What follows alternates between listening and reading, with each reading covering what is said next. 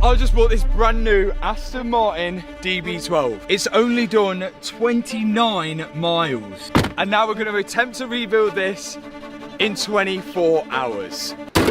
At least that's what I thought. Whoa, whoa, whoa, whoa. This is the all-new Aston Martin DB12, which only got released this year. And that's why I was so surprised to see this one at the crash damage car auction already, and with such low miles. These Astons are selling for over £200,000. But this was an opportunity to get a brand new car for a fraction of that price, but with a catch. I had to rebuild it. Here it is. Yeah, look at that. Oh my, someone never took delivery of this then, did they? Someone never even took delivery of it. You've still got the cover. It's got the car cover in it. Oh, no way. Oh yeah, it's still got like the reveal cover. And it's Aston Martin. Look at that. I bet that's quite expensive, one of those. Yeah. I bet this was gonna go to someone. Yeah. And then it never made it there. That's quite sad, isn't it? Now, one thing that we can't work out is how a car which is so new with so little miles has ended up like this. Oh my god, it is mint in here. Oh. I then found some documents which were in the back of the car. Are these like PDI inspections? Yeah, it's like the new papers. Just see, I've never bought a brand new car ever before. I'm pretty sure these documents are not supposed to go to the customer.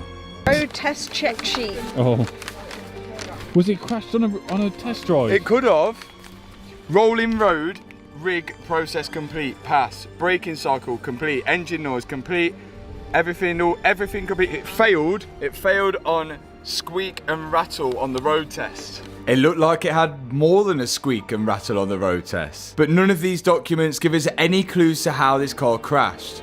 They just look like a snag sheet for the technicians. Our first theory is that the car has fell off a transporter lorry on the way to a dealership. But there were some parts of the damage which go against that theory. Look in there. Look in that. Oh yeah. Full of mud. I think it might have been in a ditch. Back the backside. They took the air filters off, that's why the bag's there. There's loads of room there. Yeah, there's meant to be air filters here. Oh, that is... How have they done that? Unless the trees hit it. Oh, that is quite bad, isn't it? Meant to be big air filters here. Do you like this? Yeah, this is mine, isn't it? No way. So the mystery's not solved yet. But one thing we do know is that this car's got damage all over. But before I work out how I'm going to fix that, the one thing I want to know is if this car starts. There we go. Oh, it smells so good in here. Oh. What's the issue? But absolutely nothing. It didn't even try. If it's anything like the last Aston Martin, there's a pyro fuse, and not only that, you have to plug in the diagnostic into the OBD port and cancel the crash data off it, else it won't start. But this is a brand new car, so whether my diagnostic stuff will actually work in it is very optimistic. As most of you might know by now, the pyro fuse is a fuse which breaks after the car's been in an accident and the airbags have blown. This then cuts power going to the starter motor, stopping you from being able to start the car again for safety reasons. There it is, guys. Our nemesis. That should be blown, so we just need to bridge that. So what I'm doing now as a temporary solution is removing the pyro fuse from the circuit and then taking the wire which goes to the starter motor and connecting it onto another circuit so it can get the 12 volts it needs. So now the power is going to go directly from the battery down here and down to the starter. Look, it's broken straight across there. So we're going to need one of them. But will this solution help start the car? What's happening? Quick, start it. Yeah? Yeah. Go.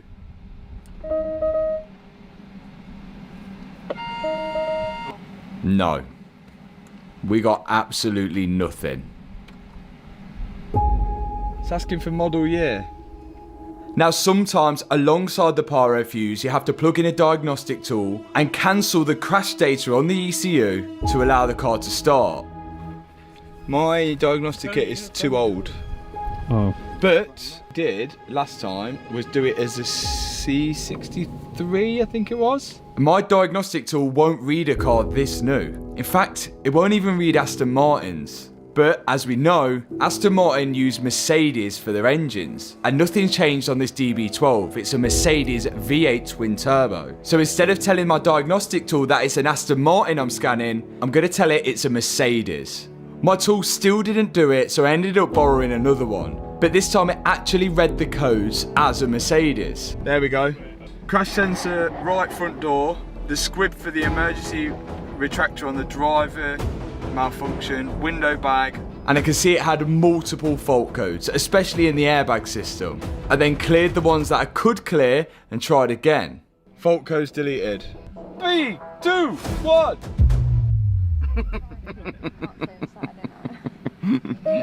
Still nothing. I don't think this diagnostic tool is communicating with the car properly. We're not getting like proper codes, we're just getting random ones because can't read. I'm gonna go try it. Because although the engine is a Mercedes engine, on these new Aston Martins, Aston now have their own software system. That's why these interiors and the technology inside have took a huge leap from the last Aston Martins. Problem is with that, we're gonna need a special Aston Martin tool to talk to this car. So we're stuck. Fun. Woo, woo, woo, woo. Oh my, look how much grass is underneath Yeah, this. it's been in a ditch, innit? Definitely. It's been dragged out of one and all. Poor Aston. Okay, underneath here, this bolt there, if you tighten that up, it should push this car into neutral. So we can't get it started. So my attention now goes on to just getting this car off the trailer. And because the car won't start, it won't come out of the park gear. And the only way to manually do it is to screw in this bolt underneath the gearbox. Yes. With that bolt screwed in, the car's now in neutral and we can start to push it off the trailer. I've never actually started rebuilding the car before knowing whether it actually starts. But this could be the first. Okay, so we've got two problems. First problem, we can't get it started and we don't even know if it does start. Second problem, we still have no idea how this has actually happened and why it's on 29 miles and whether it actually got to a customer or we don't know. We'll try and figure that out throughout this build. But our third problem is, when I bought this car, I was hoping that I was going to be able to rebuild it in 24 hours and we're not going to change that.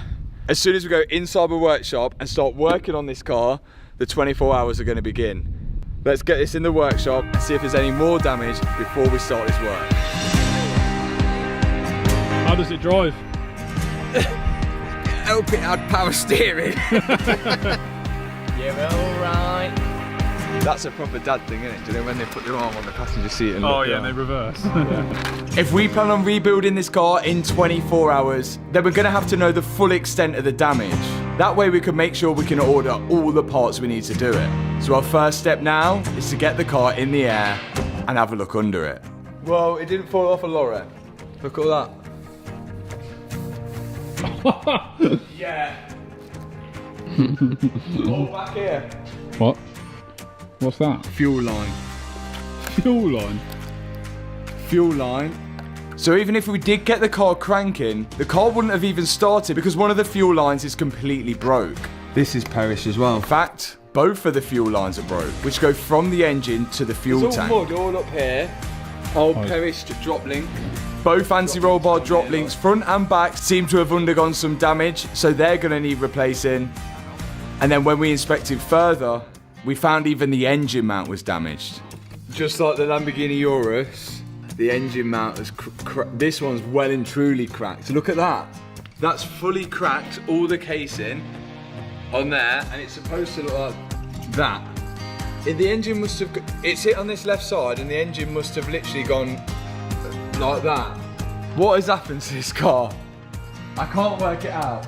You know when you rebuild this car, Yeah. are you going to be building it back to stock? Ish. Oh no.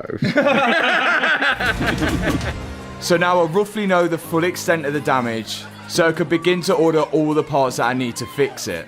I'm going to have no choice but to order these parts from Aston Martin because the car is so new, and second-hand parts just won't be available. But hopefully, we can get them in time. Oh! Right, 24 hours of labour is about to begin. Are you ready? Ready. Let's go. First thing off is the bonnet, and me and Liam are on it. Off comes the bonnet. It's your first job. Seats out Seats out. And why is that? to get to the roof. So we've got to push from the The inside. major damage, yeah. My dad's job is going to be stripping the interior, starting off with the seats, so then we can see how badly damaged the roof is. We need to see how far this roof has actually been pushed down. Meanwhile, I'm at the front of the car removing all of the damaged parts, starting off with the front crash bar. Have you brought that over to reduce time to get to the Reduce toolbar? time, yeah. I like it, that's efficient. Efficient is what we do here. Now we're saying 24 hours, but it's actually going to be 24 hours of labour. We're going to be hitting the clock every time we work on this car and stopping it when we go home. Why? Well, we love a challenge. And the quicker we get this car back on the road, the more value it will have. This car isn't getting any younger. Now me and Liam are on to stripping off all of the front radiators, and there's a lot of them. The only one we've left is the aircon rad. Let's see if there's gas in the aircon. Because first we wanted to check whether it's got gas. There's gas in it. Because if there's still gas in it, we're going to need to vacuum it out. So we're removing all of the radiators whilst leaving the aircon rad in for now. Then we could get the aircon machine on it to remove the gas from there. This is the problem with turboed cars. They need so many radiators to work.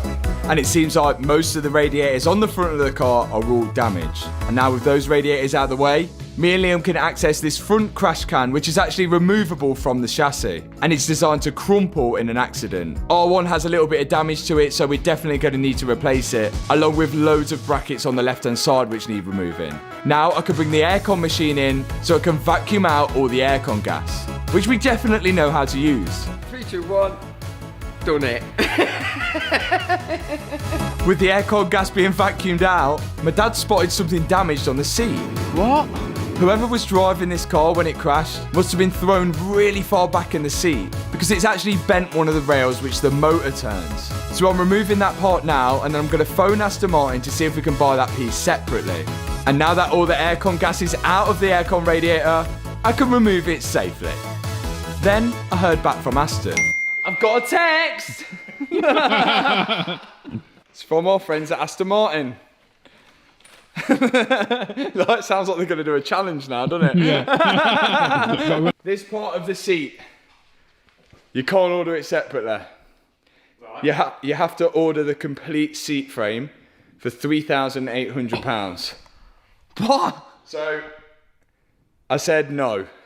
He said, quote, hammer and block of wood should do it. Surely it's under warranty. But yeah, well, it's not come faulty of its own accord, has it? So hammer and block of wood, it looks like that, or £3,800. So I vote hammer and block of wood to get that straight. But thanks, Aston Martin.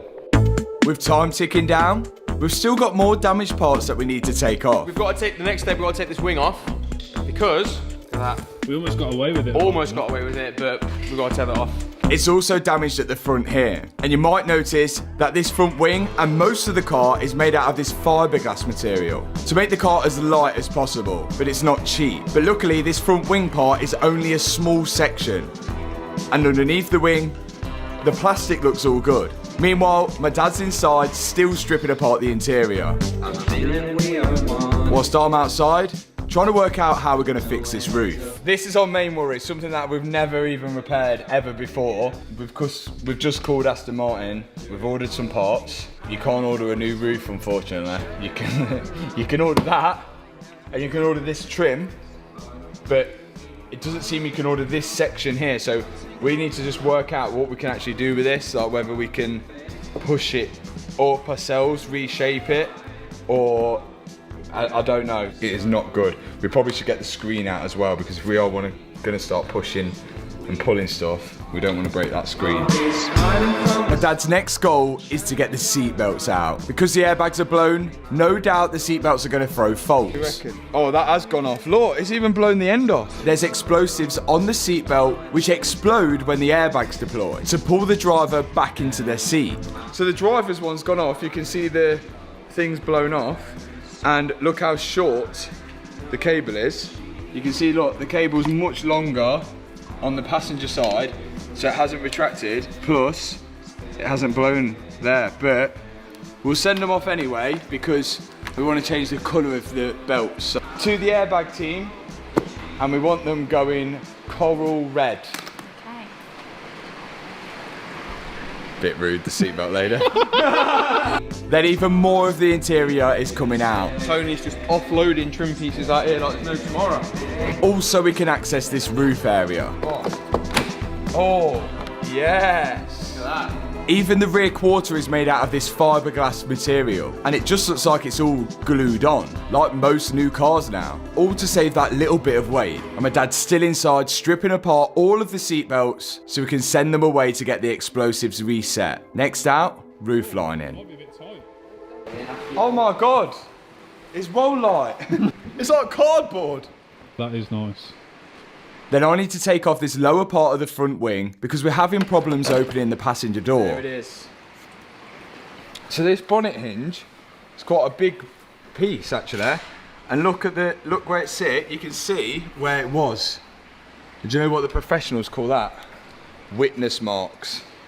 That's where it used to be, innit? Because they put that hinge on and then painted it. So I reckon if we move that back, we should be able to open the door. Whoa. The hinge is tilted so far back that it's actually touching the door, stopping it from opening. So I'm putting it back into its original spot, then I'm hoping afterwards we should be able to open the door. Oh. Yes! Good progress. Any progress is good progress at the minute. Now we've got most of the damaged parts off the front end of the car, and my dad's now on to removing the curtain airbags inside. Still not exposed a lot.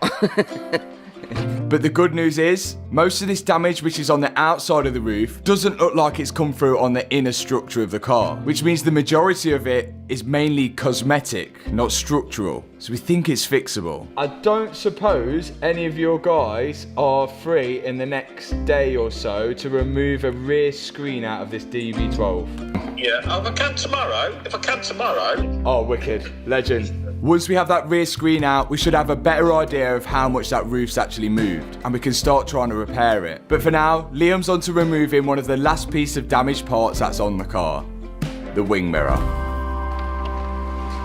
The wraps here. Inside here should be the colour. Does that count as a colour? It is a colour, yeah. It kind of looks a bit greener. Does look a bit greener. It's got a green tint. Yeah. That is called a titanium iced matte grey.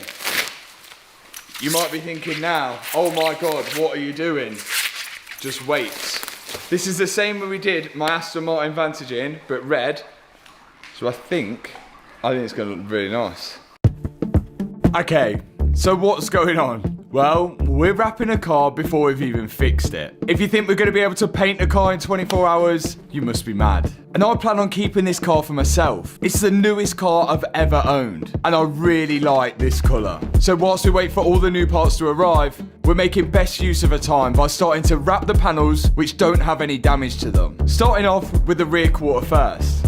This colour is like a satin grey colour, but it almost looks bronze, like a champagne colour, which I think is going to really suit the Aston Martin. And whilst I'm wrapping the rear quarter, Liam started on the front lower wings. Most of this car is pretty flat, which makes it that little bit easier to actually wrap, but it is still very time consuming. Shortly after that, the guys from Screensaver arrived to take out the rear and the front screen. And you can see when they started removing the screen here, how much the right side of the car has almost been pushed down. Because once it was cut from the glue, you can see the screen no longer sits flush with the back of the car. So we're definitely going to have to do some bending and fixing to get that back into place. Yeah, that looks sick. Now, does that look good? He's starting on the door. Yeah, I'm going to start wrapping the door. So far, so good. I think we've got 18 hours left. We had just over 18 hours left, but I had to hold fire on the front door whilst the guys from Screensaver removed the front glass. And then my dad cleared off the remaining broken part of the glass that was left on the rear quarter. There's still so much to do and it can almost feel overwhelming. We've got the parts from Aston Martin, but now that we've got some parts, we should be able to make even more progress. A front splitter And it'd be wrong if I didn't upgrade a few of the stuff whilst I was there. Here's the A-pillar, and we got it in carbon fibre. Both sides, we thought we'd upgrade it, but now with this, we can actually see where it's meant to go. So this shape, the shape of this, when we put this on, we'll be able to see where that panel is supposed to go to, so we can bend the panel back to this pillar trim. The price of all these parts as well, and in here, and we've still got to go get some more because we couldn't fit the bonnet inside, actually wasn't bad at all. And we're like really, really in the green with this car at the minute, but it all depends on that roof.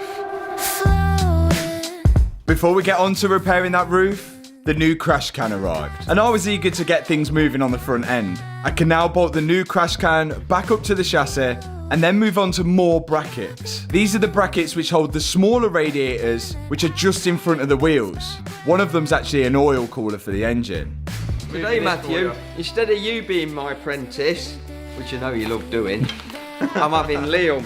I'm teaching him how to, well, that's not really a hard job, but that's an apprentice job.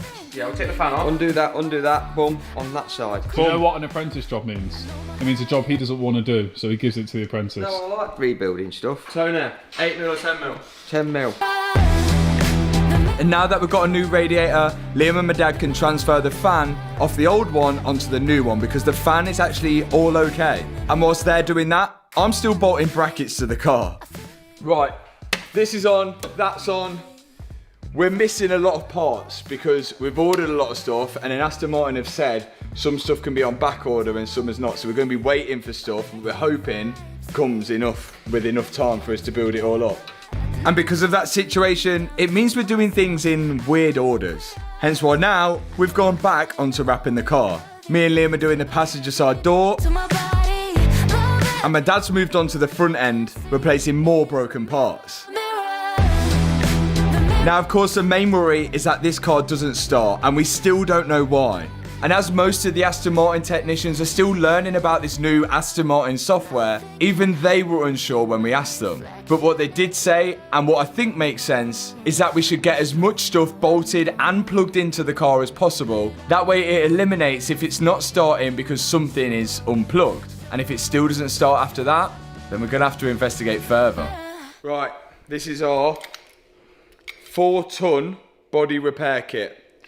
The goal here, the inner skin of this roof panel is actually okay, which is like, it's good and it's bad at the same time because it's good, we don't want to damage it, but it's also going to be hard because we need to push the roof just up a bit because it's misshapen at the back. So I'm gonna have a go, but the worst thing is when we're pushing and we need something to push off, which we're gonna hopefully make this center console something to push off, just to kind of shape that roof back.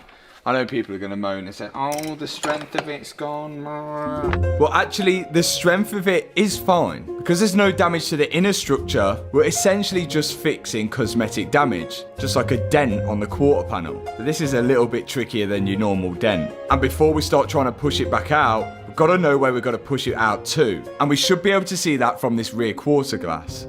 And the bottom is fine. We've got to look at the positives here because the top...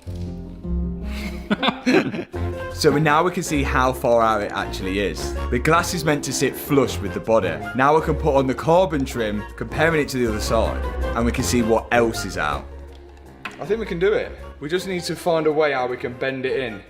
And speaking of bending, my dad's picked up the rail and the motor from the seat. He's going to start disassembling it in hopes that he can bend it back straight. Otherwise, we've got to buy a whole new seat rail, over £3,000 worth. He's put the rail in a hydraulic press, and he's hopefully going to work it back straight without snapping it. He's even had to put a bit of copper over the threads so he don't damage them. I've had some advice, and because the inner structure is pretty much okay, what we're going to do, because we don't want to damage that, we want to only get to this outer structure, so we're going to have to drill a hole through the inner structure, and then push something through that hole to try and get this part outwards. I dread the comment section on this. Okay, so this isn't your conventional way of fixing this roof. And to get this back to OEM, really you should replace the outer skin of it. But the problem is, we can't buy that. And really, the damage isn't bad enough for us to want to replace it. We think it could be repaired. So plan A is for us to drill a small hole on the inside, so then we could get something behind the outer skin and hopefully knock it back into place. It's going to take a lot of hammering and manipulation to get this right. But remember, this piece of trim doesn't have to look great. The rear quarter window's got to sit flush to it, and the A-pillar trim has to clip into it. Then everything's just got to line up around it. The outer skin is actually steel, whilst the body's aluminium, and steel's a little bit easier to manipulate without it breaking or snapping. Now that we've got the A-pillar trim in, we can put the rear glass in to see where it all lines up. And it still looks like the glass isn't sitting flush with the back of the car, which means we need to do some more bending. So we've got our Mr. Push in action, and then we're going to start pushing out the damage. But first we're going to make sure we take some measurements to make sure we can get the right hand side exactly the same as the left hand side. Then the bending begins. That's really good. Right, the one thing you can't really bend is glass. So this is the be all and end all. It's like, if this fits, we're good. And down goes the rear glass again. Oh yeah, man. Oh yeah, man. Oh, That before was that was literally so not high looking. up, yeah. We're nearly there. I reckon we might need to go tiny bit. What do you reckon? Yeah, just want to go Tiny bit. And would you believe it? It's actually working. Just a little bit more manipulation to get this glass sitting flush. It's a long process. Taking the glass out, bending, then putting it back in and checking if it sits flush. And we also don't want to damage anything else in the process. But eventually, we got somewhere. Look at that. There's no movement there, no. The rear glass finally fits flush, and the A-pillar carbon trim also is sitting nicely on the car. We then put the rear brake light in to make sure that all lined up, and it was good news. It might not look the prettiest under the panels, but it's doing the job it needs to do.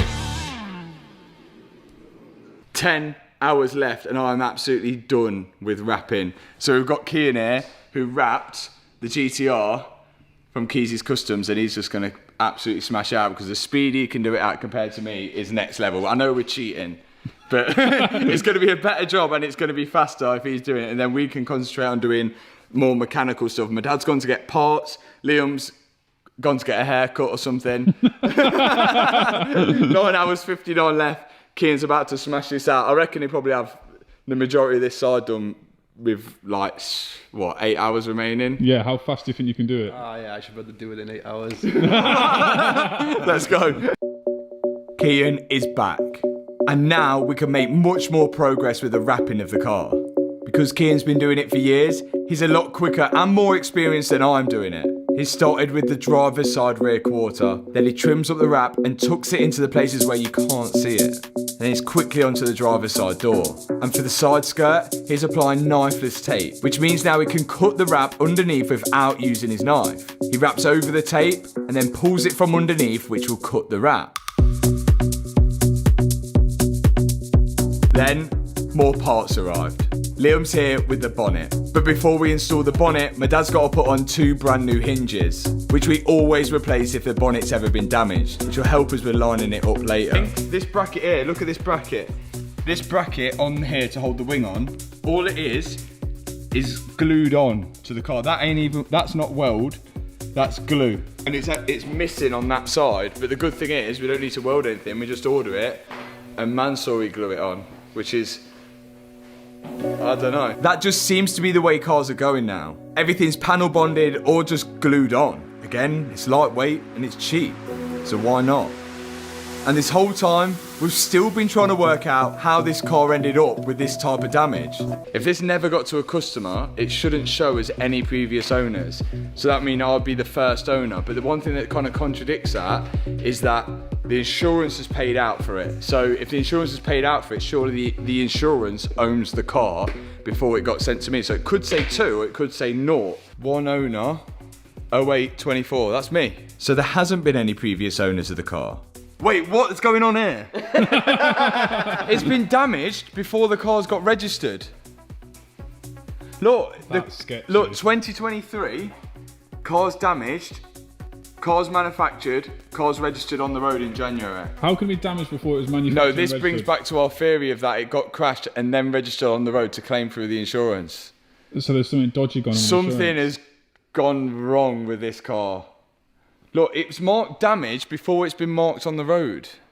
We've never seen that. How can the car be classed as an insurance write-off before it's even been registered on the road? It doesn't make any sense. If the insurance is paid out on a car, surely that means it was insured to drive on the road. But how can you insure a car to drive on the road that isn't even registered yet? Something just isn't adding up with this car. But the good news is, I'm the first owner. All the rest of the stuff that we need to do is probably going to be underneath the car. We're missing the seat belts, so we can't put the interior back in. We haven't got the airbags yet, so we can't put the airbags in. We need to get this car in the ramp, and then we're going to start doing that fuel line, the drop links, and the engine mount. But there's still a few jobs to do before that. I've got to take off all the trims that are on underneath the bonnet, including the seals and the sound deadening and the bonnet grills, and then fit them all onto the new bonnet now that it's wrapped. All of this is held in with clips, and everything comes off pretty easy because, well, it's brand new. In a prom we were birds of a feather. And to be fair, we are making some good progress. But we still have the doubt that this car won't start after doing all of this work. My dad's now reassembling the seat rail with the motor, and we'll soon find out whether it actually works. It's still a little bent, but I guess we'll find out. Then he can fit it back to the bottom of the seat. And whilst he's doing that, Kian's still wrapping parts, and I'm about to attempt to put a window in. I'm now the new windscreen guy because we've got like 5 hours left. Never put in a screen before, but I've read the instructions. The instructions said, first off, I should prime the area. Then, I'm going to need some windscreen adhesive. Prepping it for you, Matt, look. Apparently it's got to be dry. Right, I reckon I'm going to go for it. Then, apply the windscreen adhesive. It's going with confidence. First windscreen you fitted. Ever. We're just rubbing it on, yeah. Yeah. You've then got to apply the primer to the this. glass as well. Have you fitted a windscreen before? Yeah, I have. Okay, do you know On a what? Transit Custom. Is he doing it right or not? Yeah, he's got a little bit. Oh yeah, on the glass. Yeah, well, What's all this about then? right, Kian, you get yourself out of here and concentrate on your wrapping, alright? How much you put on there, lad? I just pulled it out and primed it. After that, I could push the glass into place, making sure it sits nice and flat. Then, bolt it all down. I think we did an okay job. Right, we're doing the rear screen next. You're going to put the rear screen. That was a problem. Well, I think what we should do is put all this trim in first to make sure that all our roof manipulation and window putting in and everything like that and air intake all fits. So I think the bolts have got to go in for the rear quarter here next, and then we can start putting in all the trim. 4 hours remaining. But now with that rear glass in, I can bolt up the rear quarter and slide in this air guide, which isn't an intake for the engine because the engine's obviously at the front of the car. This is a new system on the DB12s where the air gets guided down the side of the car and then into the boot lid and through the rear spoiler, all for downforce. Whether it actually works or not, I guess I'll find out when I drive it. That's if we ever get it started. 3 hours 54. It's getting tight now, isn't it? Extremely tight. The good news is this carbon trim along with the glass is all sitting nice and flush with the body of the car. But we still haven't received the carbon trim for the other side. Kian's finished wrapping the rear bumper and is now onto the roof. It's starting to come together now. Right, roof is wrapped, carbon trim's on, window is in. Kian has smashed out the wrapping. That saved us a lot of time because we don't have much time left. Now we're going to jump off the wrapping again now because there's still a few more bits to go and try and concentrate on actually seeing whether we get this car started. The interior, we're going to ignore for now as well. But remember, the fuel lines underneath is broken. The engine mount underneath is broken. To fix them, we've got to get it in the ramp, but we do have the parts. So let's move this thing, and then that's one step to actually getting this car started, which we still don't know whether it does or not. Let's get it off this ramp and into there. I've got a theory. Normally when you put the ignition on a car, it primes the fuel pump. But on the DB12, the fuel lines were broken. So if we were putting the ignition on and it was trying to prime the fuel pumps, it would realise it'd have no fuel pressure. And maybe that's the reason why this car isn't starting. I guess we'll find out. So that metal fuel line, which is broken and all squashed up under the back, leads all the way up to this part here. And we have ordered a new one. This is it. It goes all the way up there. I think this black line is fine. It's this line that's broken. So I'm hoping we can disconnect it from here. Maybe we're gonna be able to slide that out and down the bottom of the car. No fuel came out of that either, which is that concerning? Perhaps it only had 29 miles worth of fuel in it. With the fuel pipe disconnected from the front of the car, we can now send it up and go to the back and disconnect it from the fitting there. Then we've got to slide it out all the clips so we can get it away from the car. This metal tray is also going to be in the way of getting it off as well, so that needs to be removed. And it also looks like the subframe might be in the way. So we're now going to have to loosen the bolts for the front subframe, just so we can lower it down a bit to get that fuel line out of there. But it still wasn't going low enough. We're gonna have to do the bolts on the other side of the subframe as well. Aston Martin have now been taking lessons from Audi. Oh my God. I've just seen where the last subframe bolt is and it ain't good. Yeah, try behind that.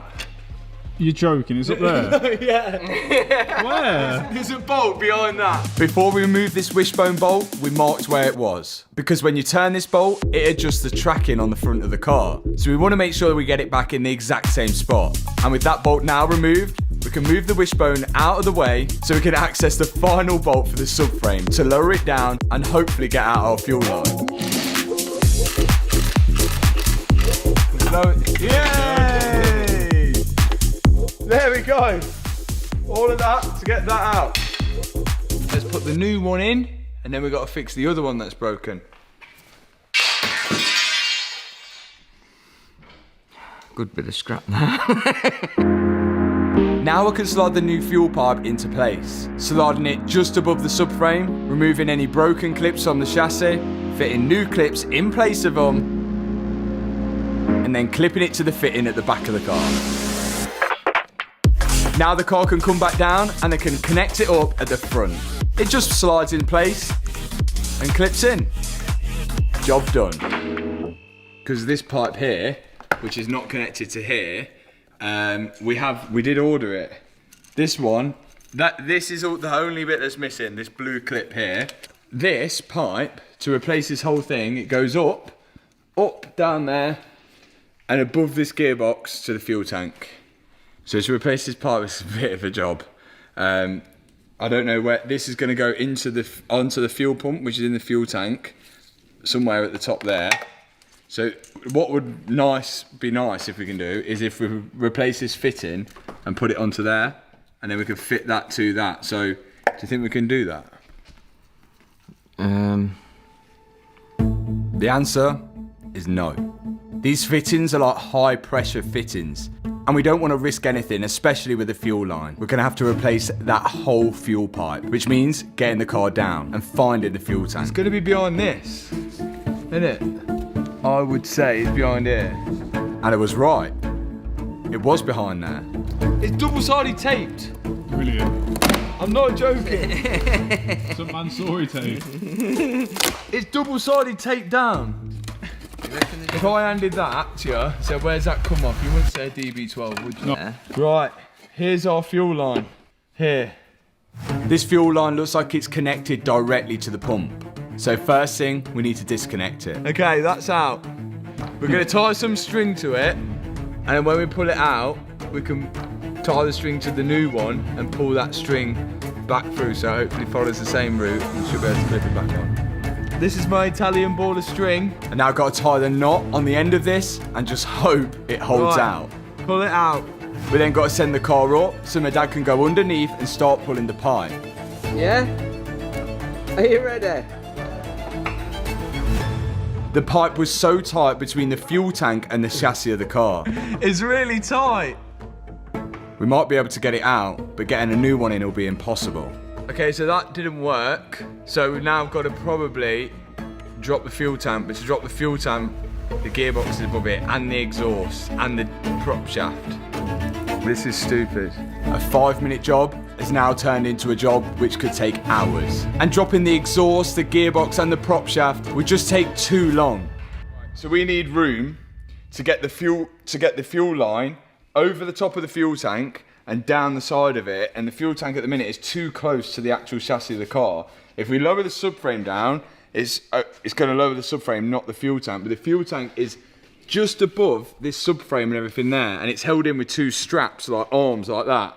And if we can get to the bolts to lower the arms down, we should be all right. And we think if we take this off, we might be able to get to those straps to lower the fuel tank down. The fuel tank can't be that heavy because we don't think there's any fuel in it, so we should be able to get to it. So we're going to swaz this off and see if we can get to it. Swaz! Swaz. Oh yeah, it smells like gearbox oil. Oh, they come from the factory leaking because mine isn't oil. No way, it's leaking oil. Or that's from when they've filled it. This car's done 29 miles and it's got a leak. No way. No way. That is on there, look. Oh yeah, it's soaked. No way it can't come out of the factory with a leak. It's actually, unless it was just residue from when they filled it. Anyway, Well, can we get to our straps? We can. Can we? Look, here's the fuel tank. Yeah. And look, and here, up here, look, them bolts there, lower this tank right down. Great news. So we just need to loosen those 2 strap bolts, which should lower the fuel tank just enough and away from the chassis. And once we've done that, we should be able to pull the pipe out because it'll have enough clearance to go over the top of the fuel tank. This time, my dad's tying the Italian string to the end of the fuel line, and I'm gonna pull it up through the car, which seemed to work, but it was still pretty tight. But that's the broken fuel line out. Let me put this on. Now I've got to go back underneath and tie the Italian string to the new fuel line. Okay, start going up. And my dad's now got to pull the string through. It's jammed on something. Okay, hang on. It was such a tight fitment. It's gone real. Oh, right, it's going. Yeah, it's going. It's going. Yeah? And we didn't want to break the pipe. Going. It's going, I've got it! Yeah! Yes! Yes! Oh my god! Yes! Okay, we've done it. If Aston Martin are watching and they ever need to replace that pipe, don't worry, you don't need to drop the gearbox. All I needed to do now was to connect the pipe up at the top, put it all back together, and go underneath and connect it at the bottom. Yes. Yes! Yes! Oh my god, okay, that clips up there. And then that, we've just got to tighten up all through there. We're all buttoned up, all underneath there, which is good. We've got a few more jobs left underneath here.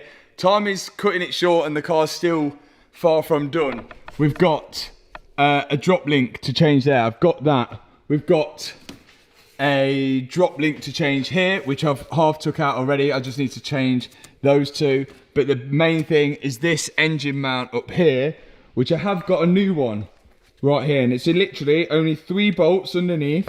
And it looks like then it just gets locked in with a bolt across the top, which yeah, I can just about see at the top there. So I think we can swazzle them out and then hopefully hold up the engine with a bit of wood and the gearbox mount. I know you're not supposed to, but I think we can do that. So there's 3 bolts underneath the engine mount holding it in.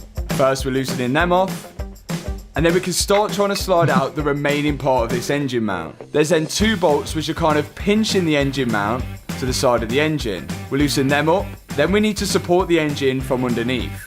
And the block of wood does the job just fine. Out comes the broken engine mount. Now, we can slide in the new engine mount, making sure it goes in the right way. And it's going to be a pretty tight squeeze to get into place, but we had an issue. Right, we've had another incident of people not knowing the left and right. We're just trying to put this engine mount in, and it's not lining up. It says on this part number there, ends in AA. And the one on this side also ends in AA. Maybe those engine mounts are the same part number, they're just interchangeable, but then the one that's just come off ends in BA. Well, looks like we've got to order another one. So we couldn't carry on with that job, but there was still plenty of jobs to do. I started changing the rear anti-roll bar drop link, which was easy enough. 2 nuts, slide the drop link out, pop the new drop link in and tighten it all back up. And it's the same with the front drop link. Both of these links might have been fine, but because he had a split rubber bush, eventually they would have gone bad from dirt getting in. Then whilst we waited for that engine mount to arrive, me and Liam put on the front supporting bar, then this sort of plastic arch liner and headlight holder, then we slid in the air filters. There's still a lot of stuff missing from this engine bay which goes underneath the air filters as well, but it's all parts we're waiting for. In the meantime, we can start fitting the wings. And they look so much better now, they're all body coloured. And all the panels were lining up pretty good.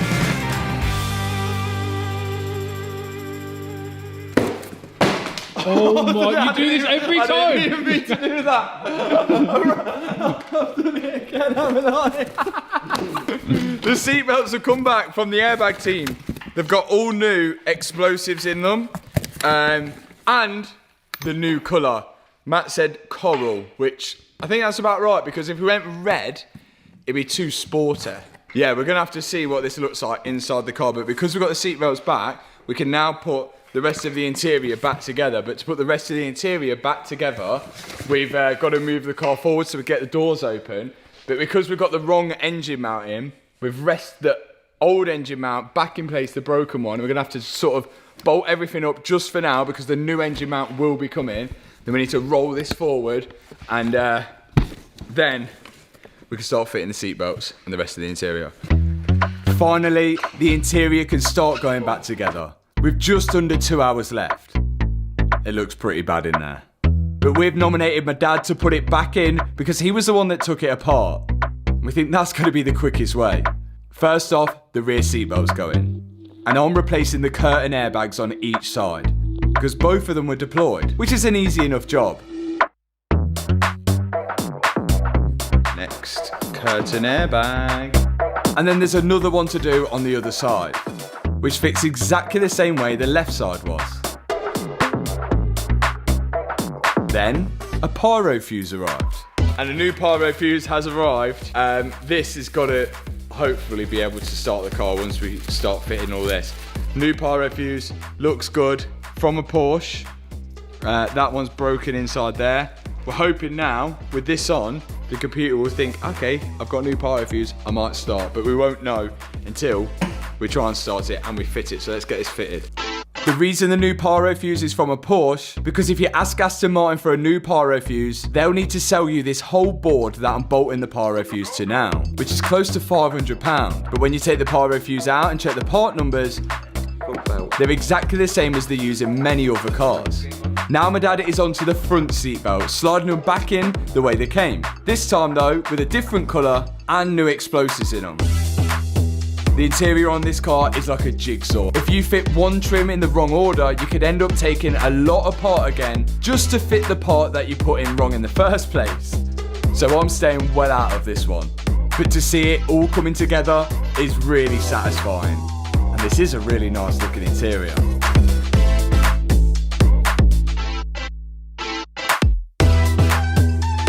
Headlining, Alcantara edges. Going in? Going in. One of the final steps is the roof lining, which clips into place, then the leather pillars. 1 hour, 6 minutes left. We're missing a lot. We can't really help my dad in the interior because there's too many people in there. We're missing a headlight. We're missing stuff which goes here. We're missing a radiator, another radiator. Well, we've got that radiator, but that radiator can't go in before that radiator. A crash bar, we've got the crash bar, but we can't put the crash bar in until that radiator's in, else that's gonna cause a problem. Headlight's gone, bumper's gone. A lot of stuff we're still waiting for. It might be here within that hour, we don't know. We still haven't even started this thing, but as soon as that interior's in, we might be able to start it. But it's not looking good. An hour left, and we're panicking because me and Liam are just standing on the outside whilst my dad's putting the interior in. And I might lose my job if we don't get it done. Tony, we're panicking. I know, yeah, I'm panicking. I'm trying to be. It's all on you, quick. Quick. Get it in, quick, get the bolt in. The DB12 has come such a long way already, and it's starting to look less and less like a crash damaged car. But the next job is super important. When I got this car, I knew I was going to keep it for myself. So we got this from Car Reg. DB12 BMX. How cool is that on the DB12? You guys can also get yourself a personal reg from Car Reg. And using my discount code, you get a free registration plate with it as well. Cheers, Car Reg. DB12 BMX. Look at that. Yeah. Yeah, that looks proper. That looks official, that does. That looks like, I feel like sophisticated. Is this sophisticated BMXers? No BMXer is sophisticated. Tony, you'll be happy to know they've put the reg on. With that important job out of the way, we've got another important job to do. Put fuel in it. If we want any chance of this car starting, then it's got to have fuel. And we'll also be able to see whether our fuel lines actually worked and they're not leaking anywhere. And as the time ticked down to under an hour left, my dad was putting in the final bolts for the seats. Batteries on, people are still putting the car together, but whilst they're doing that, we can read the code, see if we can clear any, and we're hoping now, because we've got fuel pump, because we've got fuel, because we've got a pyro fuse, although we've not replaced all of the airbags, we might be able to start it, but I do have a theory that because the fuel lines were off, maybe when we put the ignition on this time, we'll be able to prime the fuel pump and it recognise fuel pressure, which will allow it to crank. Only a theory, wouldn't happen on an old car, but possibly on one of these. Let's scan it. So I'm back in with a diagnostic tool, scanning it as a Mercedes again, and I'm going to clear any existing fault codes. And hopefully this time, the car starts. No.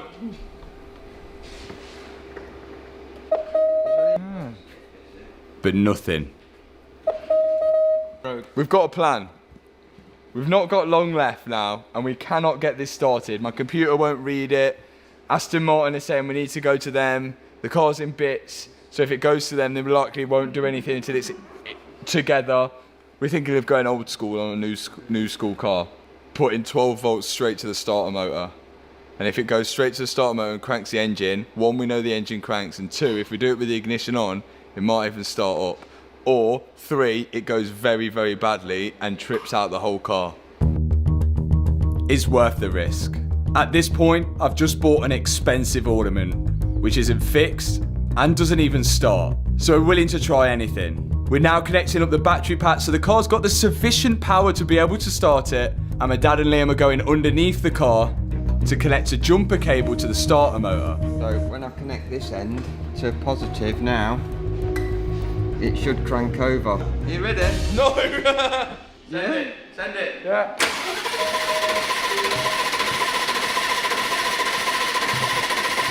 Okay, one crank. Well, we cranked it. It cranked. But we had no spark or no fuel. Was going to try one more time. Do it again.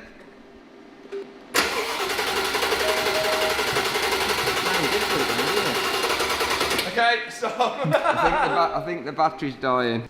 Is that the closest we're going to get? There's only so much time we can spend on trying to start this car before it actually has to go to Aston Martin. This seems like it's way beyond us and way beyond the tools that we've got. There's still one last thing I wanted to do to it. Delivery. They look sick. Now this bit was planned, but we also at this point thought we might have actually had the car running. But these wheels, you can see, well, the tyre's got a bulge in the tyre. The wheels are okay. They're not really my type of taste, but as I wanted to keep this car, I already had Wheelmania on tap to come here and change the wheels. Judd alloys from Wheelmania with Pilot Sport 4S's. This is more like wearing a suit and then wearing Nike trainers. Yeah. Whereas it's Casual, wearing a yeah. suit but then wearing shoes. Yeah. We've got 11 minutes to get them fitted. Wheelmania Pickford. I wanted to say a massive thank you to Wheelmania for coming out and delivering these wheels. The original plan was that this car would have been finished and I would have drove there and had them fitted. But we still can't get this car started. Getting ready at the dance floor. And I guess new wheels aren't going to solve the starting issue, but at least it'll look cool. Oh yeah, looks way better than gloss black. If you guys ever need any wheels or wheel refurbishment, make sure you are using Wheelmania. These have completely transformed the car. One last thing now, wheels are on. We've just got one final thing. We've got 7 minutes to do it. If anybody wants wheels, what do they do, George? Oh, click the WhatsApp link below. Is that it? Do that. WhatsApp. WhatsApp Wheelmania with the link below. Do you prefer shoes or Nikes? I like both, actually. Okay, wheels are on. There's 5 minutes remaining. The car is still like this, but hopefully we should have some parts arrive within those 5 minutes, including the engine mount, so we can actually try and drive this. Delivery.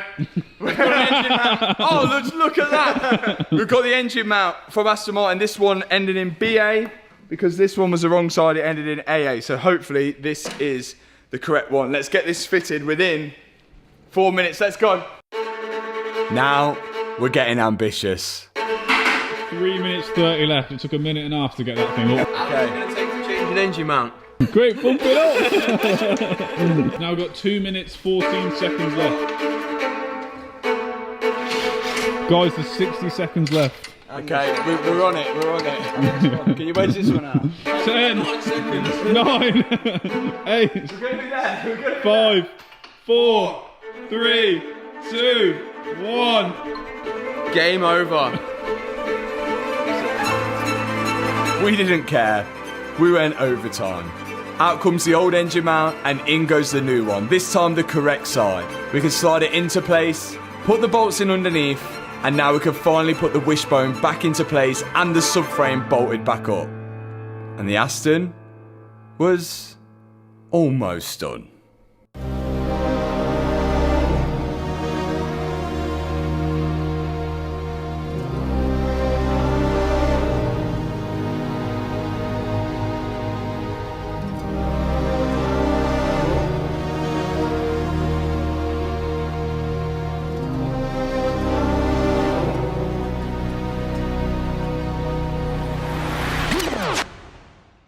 So the 24 hours is up, and this is what it looks like. It may not look like much, but there was a big transformation from then to now. Unfortunately, we've been held back actually by Aston Martin. Let's run through these problems. Problem number 1.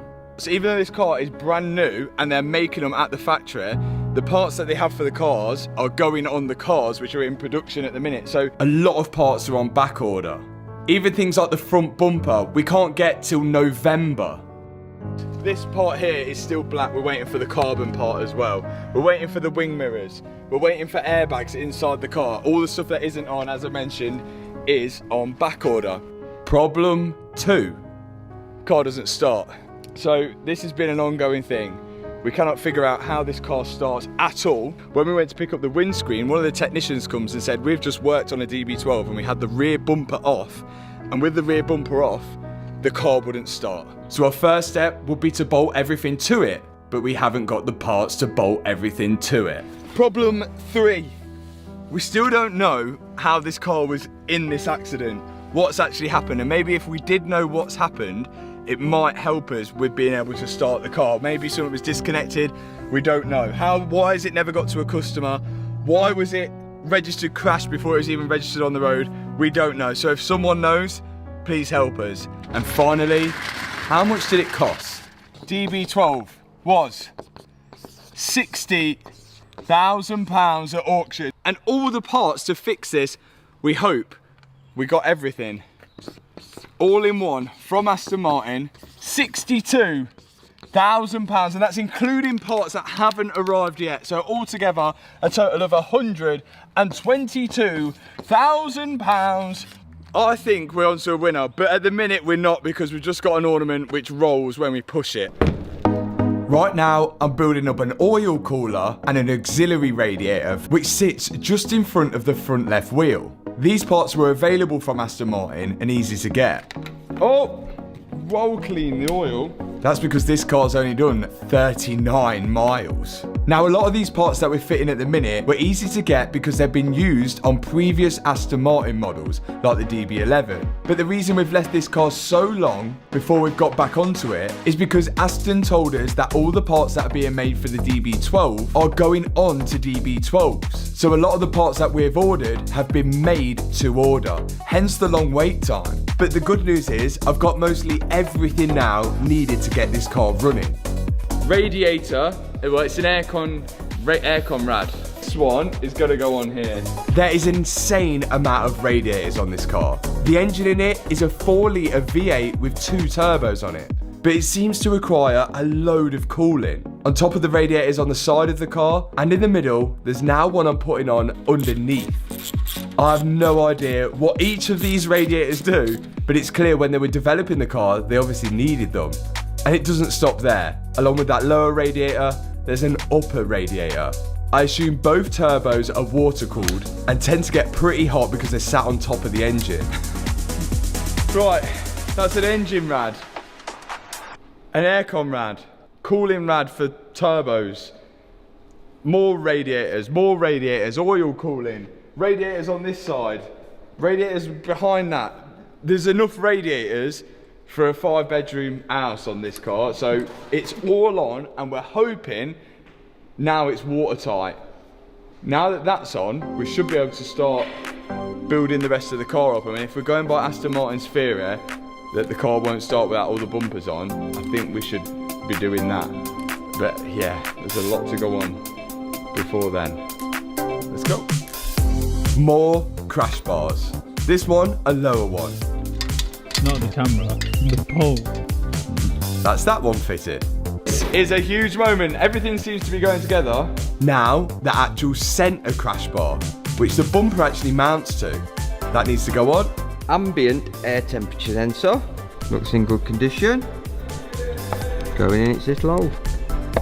Look at that. This is actually a really important sensor. We've had it on some cars where if this isn't plugged in, it can cause loads of issues. The engine management light can be on, and the fans are constantly running because the car has no idea what the outside temperature is, so it sort of goes into a safety mode.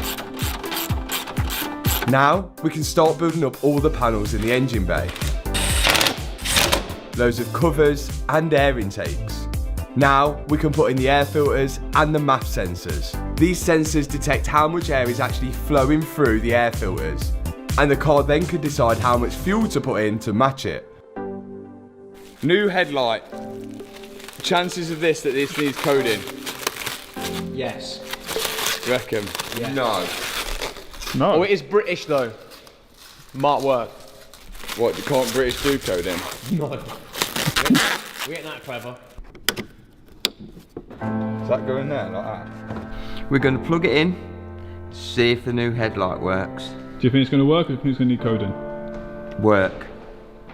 Optimistic. And the moment of truth. Whoa! Is it working? Yeah. See? Told you.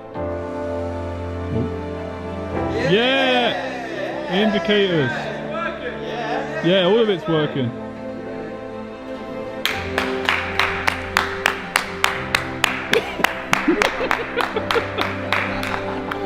It's the little wins that count. And if the headlight doesn't need coding, we might be lucky with a lot of the other things we're about to fit. Next job. Fixing the seat. Because the motor spindle got bent in the accident. After this car was crashed on its PDI inspection, the driver must have been thrown round in the seat, so much so that the seat barely moves now. Stops there. Let's do it. Most of the seat actually moves round, but the adjustment up and down, it doesn't seem to like and gets stuck. We tried to fix this previously, but didn't quite get it right. This is controlled by a motor on the bottom and a spindle. Now when we put power to that motor, nothing happens. So just to check that it's not the motor which is the problem, my dad's going to unbolt it from the bottom of the rail and then put power to it then. And we can see it actually works. Yes. So the issue must be with the spindle. Can you see this bend going out like that? Oh yeah, it is Bend slightly bent. down, isn't it? A little bit. Do you think that's why it's getting caught? And that's what it's. That's why it's not winding all the way to the end. Because that spindle is slightly bent from the accident, the motor hasn't got enough power to turn it. So we need to try and get that perfectly straight. Bob, you're the man. Make that 100% straight. It's a few hours. Back to Yeah. Back! So with the most enthusiasm, Bob got to work on the spindle. We're going to pop this in the lathe, then we're going to drill a little hole right at the end so we can find its center. We're going to use this little thing called a center drill, and that's going to find the center of our part. If Bob can fix this, then it saves us a whole new seat rail, because these aren't available to buy separately. So we've got faith that he can do it. So I don't think that's very bad. There's a little bit of a wiggle around this end. But it's pretty straight here, so I'm going to see if I can take that wiggle out of it. And bit by bit, Bob was getting the spindle as straight as he could, by small adjustments here and there with a little hammer. And eventually, he got it spot on. Spot on. And whilst the seat was out, I wanted to get another job done. Battery. The battery on this is absolutely deaded. So I've got a Duracell one. Extreme Agum. The battery in this car is behind the driver's seat and underneath the rear passenger one. So it's a good time to replace it. Yes! Again, these are special AGM batteries. But if you just look at the ampage and the ohm of the original battery, you should be able to match them up to an aftermarket one. And that should work just fine. Any life? But would a new battery help the starting issue?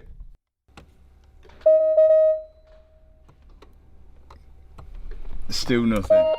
Oh. Let's keep building, let's keep building. Keep building. It wasn't going to be as easy as that, was it? On goes the fixed motor and the spindle that Bob's just done. After that, my dad can put back in the driver's seat. Let's see if that works. That looks good, doesn't it? It's going down. Bob fixed it. All good. Thanks, Bob, at the machine shop. Now we can build up the door cards, but I can't put the door card on just yet because we've got no wing mirror on this side or on the other side because there's damage to them both. Let me show you. So this is the right hand side mirror, which was completely fine. Like everything is on that. The mirror cap, the mirror cap was on it. There was a mirror cap on it. It was a complete mirror. The only thing was missing was the trim underneath, this black trim underneath, which holds the camera in. You can't order that separate. You can't get that separate.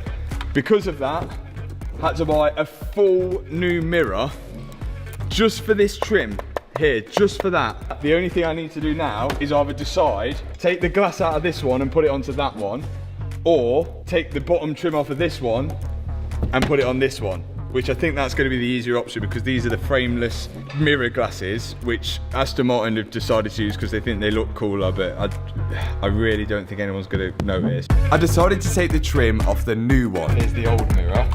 And then put the trim onto the old one. I've got to slide the camera into the trim, then refit it onto the old mirror. Okay, that is together. I can see why the bottom one got lost because it's only held in with the tiniest little clips. So I put a bit of Mansory glue on the back. The only issue is the camera can go in 4 different ways. So I just got to hope I put that camera in the right way. So when I plug it in the car, I'll be able to find out. I can't just plug it in now because you need all 4 cameras around the car to be plugged in to work. We still ain't got the front bumper on. We haven't got the other side mirror on. And yeah, so that isn't going to work. So that was literally a gamble. There should be a marking, but there isn't a marking. They should have done that. Now, instead of the black mirror caps, we've got carbon mirror caps as an upgrade. And I've got to work out how these go in now.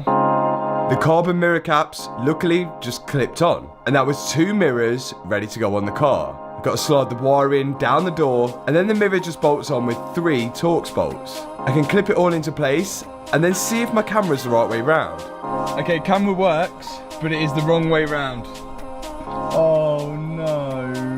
Luckily, I was able to just pull off the lower trim a tiny bit, and then adjust the camera to where I think it might be in the right place. And looking at it on screen, I think we got it right the second time. Next thing, onto the driver's side mirror. We plugged that all into its control unit, bolted it in place, but we had a problem with this one. Yeah, this one doesn't work. No. I didn't know whether it was a problem with the actual camera, So I got the old wing mirror and plugged that directly into the wiring to see if that would work. Right. But nothing. Whether the camera was a new one or an old one, it still didn't seem to work. I then plugged the right hand side camera into the left hand side wiring to see if it would work. Oh, that works. And it did. So it's a problem with that. Right, so this is the camera wire here. And if we can plug a camera directly into that, then we can see whether that's if the issue is this wire going down here. If it's not, then we might have a fuse. To plug a camera directly into that wiring, I had to strip this plug apart so I could access the male plug for the camera. And once I stripped it apart, I could pull the wire out of its housing and plug the camera directly into it. Let's go directly into it. Okay, see if that works. But still, it wasn't working. No. Okay. So that doesn't work. Randomly, we thought, let's test the theory of that all the cameras need to be plugged in. So my dad's plugging in the wiring for the front bumper, then I'm gonna go round and plug the camera into that wiring. Let's see if this... All the cameras are the same part number. Let's see if that works. And it actually worked. Oh my god, guys, it's working. The right hand one? All of them, they're all working. They all work? They're all working, guys. No. Yeah, look, the mirror one's working, everything. Even this one? Look, it's working. What the hell? You have to have all of them plugged in, but the left one works, but the right one doesn't when the front one isn't plugged in. So the left wing mirror camera works on its own without anything else being plugged in, but the right camera needs the front bumper wiring to be plugged in and to enable it to work. Really clean door card. That's what we're up against at the minute. And we're hoping it's something stupid like this, which is the reason why this car won't start. Maybe it just needs something plugging in to tell it that it's actually safe to start. We just don't know what that part's going to be. But with the wing mirrors on, we can start adding the door cards, and the car is slowly coming together now. Okay, door cards in. It's still missing a few little things. There's little trims missing out of it, things like that. But we've got some vital bits, which I'm hoping are going to be the reason why this car don't start. So this knee airbag down here has exploded. So I'm going to replace that, plug this one in, and then we've also got one of these as well. So let's get this in first, and we'll try and start it then. If there's anything that's stopping this car from starting, I think it's the airbags. First one out is the knee airbag. Knee airbag out. That's just literally held in with 2 bolts and 1 electrical connector. And to fit it, the electrical connector goes back in, and so do the 2 bolts. But the airbag after this, we've been waiting 6 months for. Right, knee airbag connected. Next one, steering wheel airbag, and that should be all the airbags in the car connected. And what we're looking for after that is the light to go red when we press the foot on the brake, which means that it's all clear to start. Whether that's going to happen or not, I don't know. To get the old airbag out, we just push a screwdriver in to release the clip, and out it comes. This is just a Mercedes airbag with an Aston Martin cover on it. There's the Aston Martin airbag. I'm going to have to put a Mercedes airbag next to it now, because they are exactly the same. And all this is literally a Mercedes airbag with an Aston Martin cover on it. And we waited 6 months for this. Here we go. Let's hope this is part of the reason the car doesn't start. And in. That's every airbag connected. That looks wicked, actually. Let's try that, I guess. See if that goes. We might need to clear codes, but let's see. Let's see what happens. See what happens. So I'm looking for the start-stop button to illuminate red when I put my foot on the brake. There we go. But nothing. Okay, we've still got nothing. I'm going to plug in the diagnostic tool, see what codes are left. And then if that don't work, we've got to continue with the front bumper. But then I remembered, there's a problem with trying to read this car. Mine won't read this still. It's not got DB12 on there. What we're going to do, instead of put the bumper on just yet, what we're going to try and do is plug in everything for the front bumper. Let's plug everything in this loom, and then that should be most of the stuff plugged in. It should trick it to think the front bumper's on. I think when you put your foot on the brake ready to start the car does a load of safety checks to make sure that it's okay to go. Okay. So we're just trying to eliminate all of them now by plugging everything in. Let's see if this works. Yeah, there's nothing. What about the Rear view mirror, just in case. Surely it can start without a rear view mirror. If you can't see behind you, might not let you go forward. Let's plug into dips and it might tell us. Plug into dips. Yeah, we're going to plug. Let's plug into dips and it might tell us if we've got any crash data still on there or something. Now, Dips' diagnostic tool will read the Aston Martin. So I've cleared all the faults and we've now got 1 on airbag, 3 on anti-lock brakes, 1 on ECU and 1 on instrument. So we'll just go to airbag first because I just want to see what that fault is. Is that crash data? ABS, we've got a bunch of faults as well. Now this would make sense. The airbag faults are linked to the ABS faults due to this module in the centre of the car, the airbag module. This is bolted to the lowest point of the car in the middle, and it takes information from the wheel speed sensors, brake pressure sensors, and it's also a yaw sensor, so it can detect when the car's tilting and turning. And with all of this information, it knows when to let the airbags off. Now, because we've got faults for ABS and airbag, I can only think this is all to do with that airbag module. If you remember on the Range Rover, we actually had to remove the airbag module, and Dips had to directly plug into the pins on it to cancel the crash data. And that might be the case with this Aston Martin. Normally you can clear the crash data on like Volkswagen and Audi cars, like when they're a lot older, through plugging into the OBD there. But the newer the cars get, they don't want people doing that. So what they do is they sort of put a security on the car to stop you from actually clearing the crash data there, which then means you've got to entice more labour into getting the airbag module out, so then Dips can go directly onto the airbag module, bypassing that OBD, so he's effectively hacking the device. Hacking again. So Dips is going to find out first whether we can actually do this through the OBD. No, they're all, so basically that icon there on the left hand, on the right hand side, shows that it's got to be red via bench mode. I'm going to have a look under there, see if I can find it. Yep. Start stripping. Fun!